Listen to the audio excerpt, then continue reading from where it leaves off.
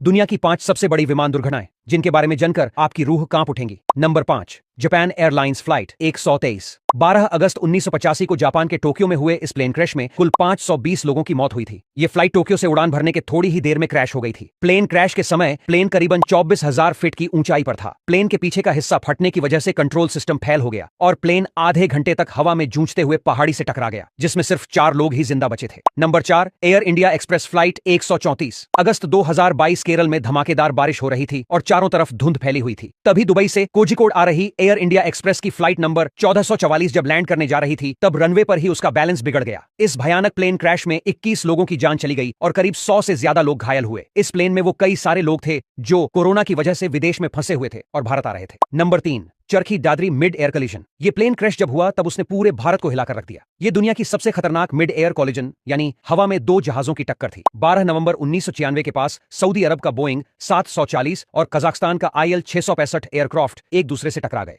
दोनों प्लेन के मिलाकर 349 लोग सवार थे और सभी की मौत हो गई। फिर सामने आया था कि कजाक विमान ने एयर ट्रैफिक कंट्रोल नियमों को सही से फॉलो नहीं किया था और इसी वजह से टक्कर हुई। प्लेन क्रैश के बाद इंडियन एविएशन इंडस्ट्री में बड़े बदलाव किए गए। नंबर 2, टेनेरिफ एयरपोर्ट दुर्घटना। 27 मार्च 1957 स्पेन के टेनेरिफ आइलैंड का लॉस रोडियस एयरपोर्ट पर 2 बोइंग 747 जेट आपस में टकरा गए थे। एक बम की धमकी की वजह से पैन एम फ्लाइट 1736 और KLM फ्लाइट 485 को वहां डाइवर्ट किया गया। एयरपोर्ट छोटा था, कोहरा बहुत घना था और रनवे पर ट्रैफिक। इसी बीच पायलट को लगा कि उसे टेकोनफ की इजाजत मिल चुकी है, जबकि पैन एम का प्लेन अभी रनवे पर ही था। नतीजा, रनवे पर ही दोनों बोइंग आपस में टकरा गए। क्रैश होने की वजह से 583 लोगों की मौत हो गई थी। Number 1, Helios Airways flight. 14 अगस्त 2005 को एक बोइंग 737 विमान उड़ान के कुछ ही समय बाद अजीब तरह से रडार से संपर्क खो बैठा। जब एयर ट्रैफिक कंट्रोल को जवाब नहीं मिला तो उन्होंने जेट फाइटर भेजे। उन्होंने जो देखा वो किसी हॉरर मूवी से कम नहीं था। प्लेन एंटो पायलट पर था और उसके कॉकपिट में कोई नहीं था। असल में टेक ऑफ से पहले कैबिन प्रेशर सेटिंग मैन्युअली बदली नहीं गई थी। इस वजह से इससे धीरे धीरे ऑक्सीजन खत्म हो गई और प्लेन के सारे पैसेंजर और क्रू बेहोश हो गए। प्लेन 3 घंटों तक ऑटो पायलट मोड पर उड़ता रहा, फिर एथेंस के पास पहाड़ों से टकरा गया। इस भयानक प्लेन क्रैश में कुल 121 लोगों की मौत हुई थी।